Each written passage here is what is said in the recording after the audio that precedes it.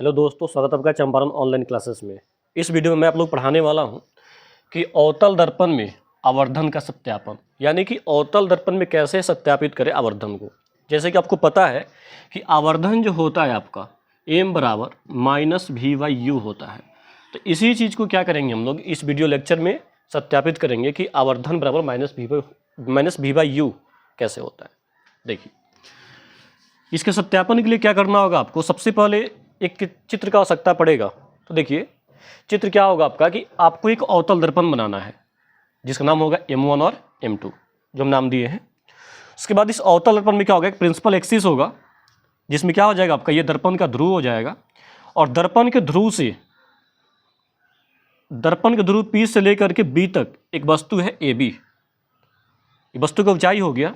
और ये वस्तु जो है इससे क्या करेंगे, अब मुख्य अक्ष के समांतर एक प्रकाश की किरण लेके जाएंगे जो दर्पण से परावर्तन के बाद आपका क्या होगा कि फोकस होकर के गुजरेगा, ये फोकस होकर गुजरेगा। दूसरा, आपतन कोण से जाएगा, परावर्तन कोण से वापस आ जाएगा। तो ये कि आपका मुख्य अक्ष के समांतर AD एक किरण है जो परावर्तन के बाद फोकस होकर गुजर रहा है।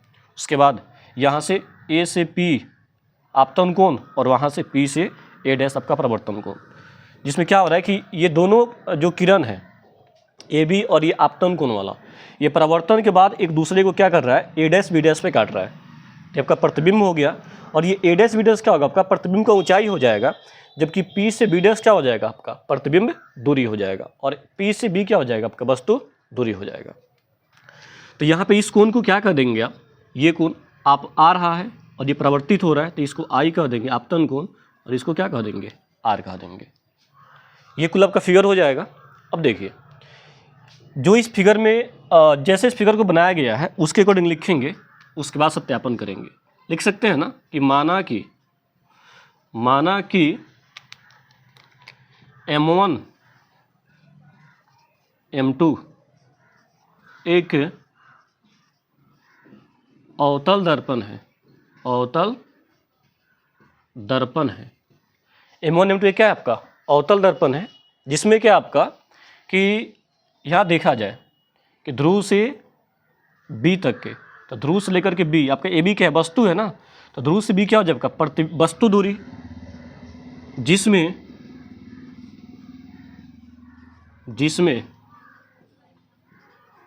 वस्तु दूरी PB बराबर क्या हो जाएगा आपका, माइनस का U होगा। जानते हैं क्यों, क्योंकि चिन्ह परिपाटी के अनुसार ये जो आपका वस्तु है, यहाँ बताएं हम आपको चिन्ह परिपाटी के अनुसार, तो ये आपका क्या होता है, ये प्लस में होता है और ये क्या होता है, माइनस में होता है। यानी ये जो आपका मूल बिंदु होता है उसके बाएं तरफ देखा जाए तो ऋणात्मक होता है, ऊपर क्या होता है, धनात्मक होता है, नीचे भी क्या होता है, ऋणात्मक, और दाहिनी तरफ क्या होता है आपका, धनात्मक होता है। तो इसके अनुसार आपका क्या हो जाएगा, ये U हो जाएगा माइनस में। उसके बाद प्रतिबिंब दूरी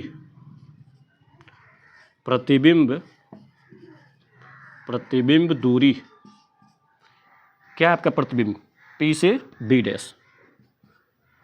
B' बराबर माइनस का V, क्योंकि ये नीचे की तरफ आ रहा है और नीचे भी क्या चिन्ह परिपाटी में आपका माइनस होता है B। उसके बाद प्रतिबिंब की ऊंचाई, ये आप कहते हैं वस्तु की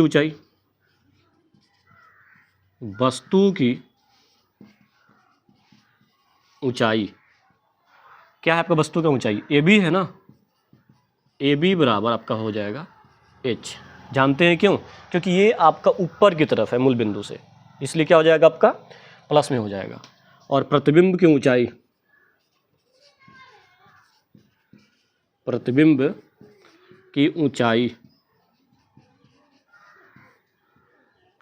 क्या आपका A' B' है, A' B' बराबर माइनस के H डैश, नीचे मूल बिंदु से नीचे की तरफ है आपका, इसलिए क्या हो जाएगा आपका, ये माइनस में हो जाएगा। अब देखिए, इतना बात हो गया। तो हम लोग क्या सिद्ध करना है, क्या करना है, लिख सकते हैं सिद्ध करना है।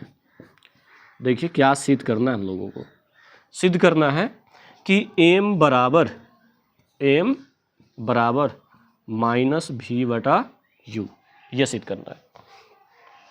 आवर्धन बराबर प्रतिबिंब की ऊंचाई बटा वस्तु की ऊंचाई, ये सेट करना है। देखिए, लेकिन एक्चुअल कहा जाए आवर्धन क्या होता है, तो आप परिभाषा के अकॉर्डिंग देखे होंगे कि प्रतिबिंब की ऊंचाई और वस्तु की ऊंचाई के अनुपात को क्या कहते हैं हम लोग, आवर्धन कहते हैं। यानी h डैश बटा h, यानी हम क्या बोल सकते हैं कि आवर्धन बराबर क्या हो जाएगा आपका h डैश बटा h, है ना, h डैश बटा h आपका हो जाएगा आवर्धन। चलिए हो गया। अब लिखेंगे प्रमाण, जिसको लेकर के हमको सत्यापित करना है। प्रमाण, देखिए प्रमाण में क्या हो जाएगा, आपको क्या करना है कि m के लिए हम कह सकते हैं क्या h डैश बटा h होता है, यानी आवर्धन बराबर h डैश बटा h। तो आपको ध्यान ये लगाना है ना, थोड़ा सा देखना यहाँ है कि दो ट्रेंगल लेंगे इसमें, इस फिगर से, जिसमें आपका प्रतिबिंब की ऊंचाई भी आ जाए और वस्तु की ऊंचाई भी आ जाए। तो देखिए इसके लिए क्या करेंगे हम, यहाँ पे देखा जाए तो ए बी और पी, ए बी और पी, ये वाला त्रिभुज, ये वाला ये और ये वाला। इसको ध्यान से देखिए, त्रिभुज ए बी पी, दूसरा क्या आपका ए डैश बी डैश और पी, यानी ये वाला जो प्रतिबिंब की ऊंचाई वाला है, और ये ए डैश बी डैश पी। पहले इसको इसी को लिख दीजिए, त्रिभुज ए डैश बी डैश पी तथा त्रिभुज ए बी पी में। अब क्या करना है, इस दोनों त्रिभुज को किसी भी तरह समरूप सिद्ध कर देना है। जब समरूप सिद्ध हो जाए देखेंगे कि क्या करना हम लोगों को, लेकिन पहले आपको क्या करना है कि इसको समरूप त्रिभुज सिद्ध करना है। तो देखिए ये समरूप कैसे हो सकता है, और इसको ध्यान से देखा जाए, चला देखिए ए डैश बी डैश पी, इसमें कोण बी को देखिए, कोण बी को, और ए बी पी में इसको कोण बी को देखिए, बी डैश और बी को देखिए, क्या दोनों को 90 डिग्री का है? बिल्कुल है, क्योंकि ये सीधे लंब है और ये भी क्या आपका लंब है। ये कह सकते हैं कि कोण बी डैश बराबर कोण बी इक्वल टू 90 डिग्री बराबर होगा आपका। दूसरा कह सकते हैं कि कोण R, A dash B dash P की बात कर रहे हैं, तो कोण आर बराबर कोण क्या हो जाएगा आपका आई हो जाएगा। जानते हैं क्यों? तो कारण दे दीजिएगा, क्योंकि ये प्रकाश के प्रवर्तन के दूसरे नियम से आपतन कोण परावर्तन कोण के बराबर होता है, तो परावर्तन कोण भी क्या हो जाएगा आपका आपतन कोण के बराबर हो जाएगा। यह दे दीजिएगा प्रकाश के परावर्तन के नियम से ये बराबर हो जाएगा आपका। अब देखिए जब क्या हो गया कि किसी भी त्रिभुज के दो कोण बराबर हो गया, कोण बी डैश के बराबर है और कोण पी आपका कोण पी के बराबर है, कह सकते हैं आई बराबर कोण आर या आर बराबर कोण आई। तो कह सकते हैं हम लोग इस बात को कह सकते हैं कि कोण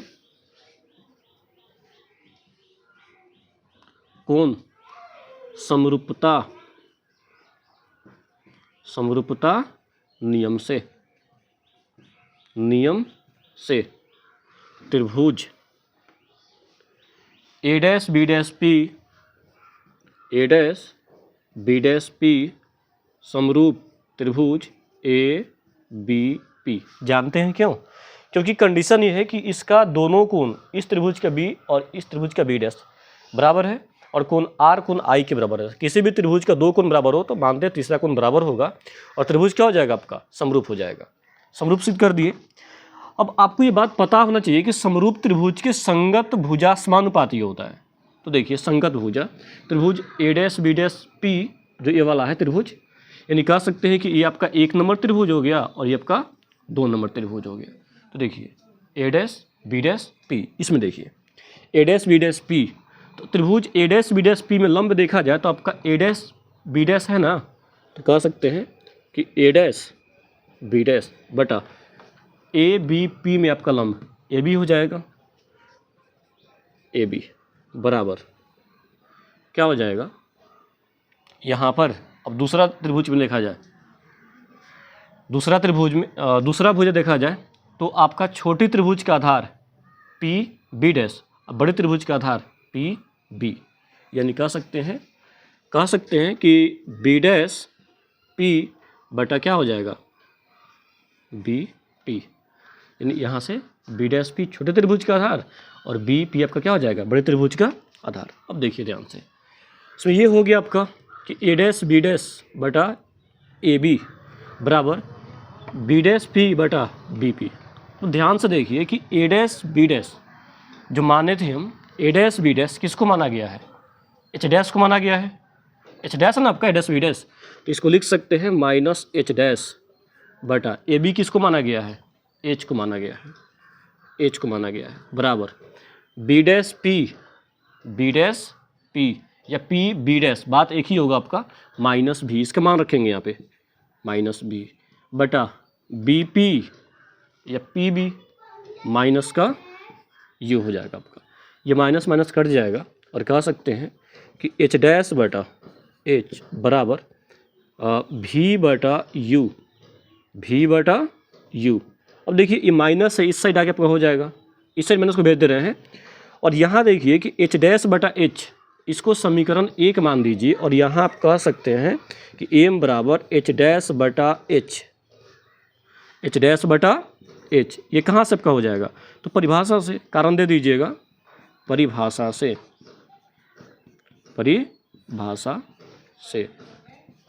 इसको समीकरण 2 मान लीजिए आप। अब समीकरण 1 और समीकरण 2 से, समीकरण 1 और समीकरण 2 से, समीकरण 2 से देखिए ध्यान से, इस क्या हो रहा है कि इसका इस साइड बराबर है ना, सॉरी, ठीक है, समीकरण 1 और समीकरण 2 से सही है।